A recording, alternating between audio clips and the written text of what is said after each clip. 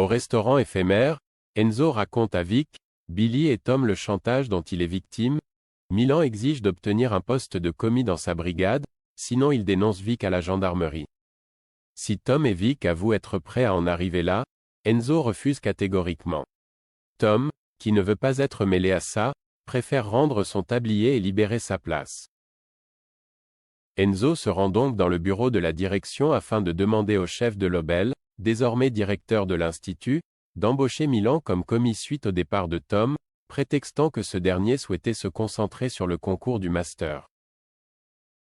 Enzo déclare que Milan est un talent brut qui a appris sur le tas en se formant dans un bouchon lyonnais. Delobel accepte de le tester le soir même en goûtant l'un de ses plats. Enzo retrouve donc Milan au studio pour l'entraîner à cuisiner une recette à base de courgettes. Mais ce dernier a du mal à suivre toutes ses directives. Il ne comprend pas le vocabulaire et ne sait pas se servir d'un siphon. Agacé, le jeune homme décide de quitter les lieux, laissant à Enzo la responsabilité de convaincre Delobel tout seul. Enzo peut alors compter sur Vic pour préparer la recette comme si c'est Milan qui l'avait faite. Au même moment, Jude débarque au studio, reprochant au couple de ne pas avoir été mis au courant de la situation. Il fait des efforts pour communiquer et s'intéresse notamment au plat qu'il prépare. Enzo et Vic font mine qu'il s'agit d'une idée pour la carte du pop-up, mais il reste évasif. Une fois Jude parti, Vic avoue à son petit ami qu'elle appréhende de revoir Milan après ce qui s'est passé sur la péniche. De son côté, Milan s'est isolé dans le parc pour regarder un tuto vidéo sur l'utilisation d'un siphon. Quand Anaïs vient le rejoindre, il lui parle du test qu'il doit passer auprès de Delobel, révélant qu'il ne se sent pas à sa place. La jeune femme estime que sa passion pour la cuisine est suffisante et l'encourage. Avant d'aller se préparer, Milan l'embrasse. Anaïs est sous le charme. Milan retrouve Enzo et Vic au restaurant éphémère. Ces derniers ont apporté l'assiette qu'ils ont préparée pour lui. Milan n'a plus qu'à finir le dressage, puis à présenter le plat à Jude et Delobel. Face au chef, Milan confirme avoir passé 6 ans dans un bouchon lyonnais. Après avoir goûté au plat, Delobel déclare avoir besoin de le voir à l'œuvre. Milan accepte de reproduire la recette, mais sans utiliser de siphon. Delobel goûte à nouveau à son plat et note la différence de texture pour l'espuma de parmesan. En revanche, le niveau du plat dans l'ensemble est assez satisfaisant pour que le chef accepte qu'il intègre la brigade du pop-up.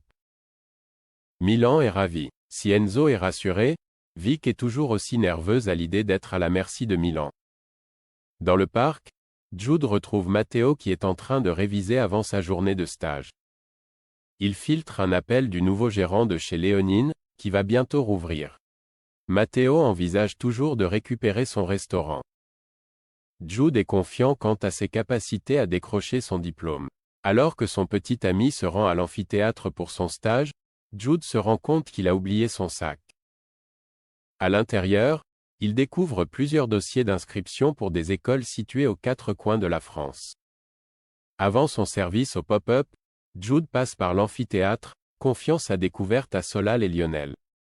Si le premier pense que Matteo veut simplement mettre toutes les chances de son côté, le second souligne qu'il y a de quoi s'inquiéter car selon lui les relations à distance ne fonctionnent jamais.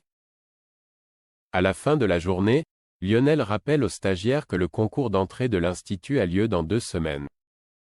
Le petit groupe décide d'aller réviser tous ensemble au CDI.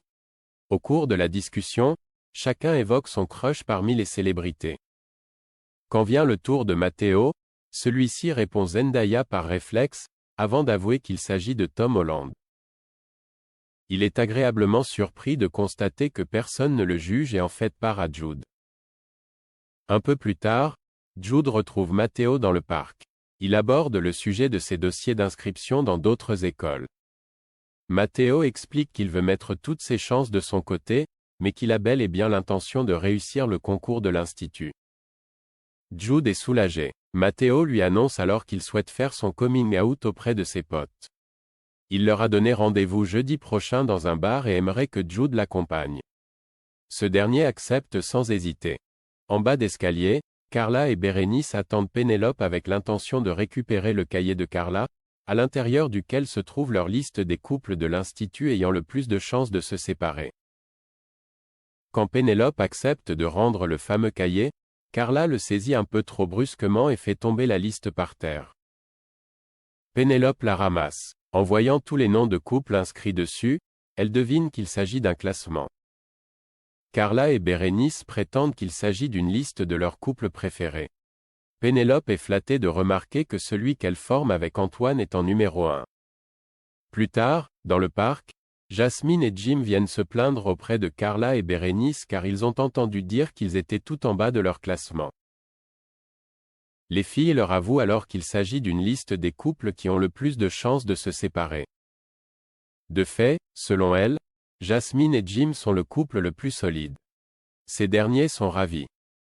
Assise juste à côté, Pénélope, qui a tout entendu, confronte Carla et Bérénice.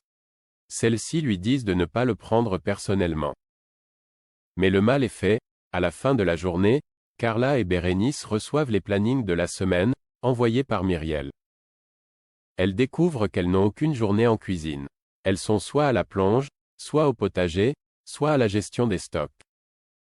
En croisant Antoine pour demander des explications, elles comprennent qu'il s'agit d'une vengeance.